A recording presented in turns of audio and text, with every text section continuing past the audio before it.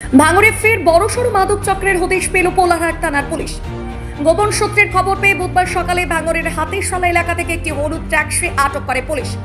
ট্যাক্সিটি থেকে উদ্ধার হয় 5টি ব্যাগ ভর্তি গাঁজা, যার বাজার মূল্য কয়েক লক্ষ টাকা বলে প্রাথমিক অনুমান। ধৃতরা কোচবিহার থেকে ট্রেনে করে শিয়ালদহে পৌঁছায়।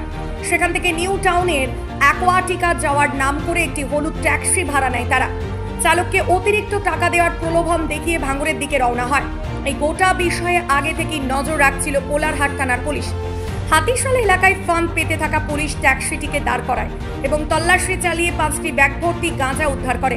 ঘটনাস্থল থেকে ট্যাক্সি চালক সহ মোট 5 জনকে আটক করা হয়েছে।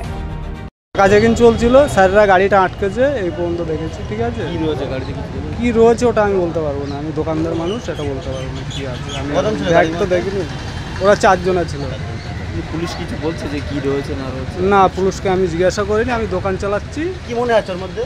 আমি বলতে পারবো না কি আছে, সঠিকটা আমি জানি না, তো এটা বলতে পারবো না। সকালবেলা বাড়ির থেকে গাড়ির মোটরসাইকেল করে আসলাম, দেখলাম লাইনেই অনেক পুলিশ দাঁড়িয়ে আছে, একটা প্রাইভেট গাড়ি আছে, তাতে 4 জন ছিল।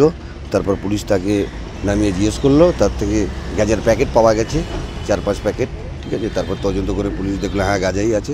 এখন আছি 6 লাইন মোড়েতে, হ্যাঁ পুলিশও আছে, সার্চিং চলছে।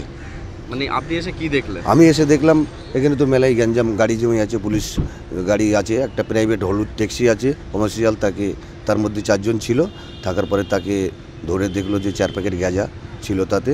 ঠিক আছে, পুলিশ এখন আছে আপাতত এখানে, পুলিশের গাড়িতে তোলা আছে 4 জনে।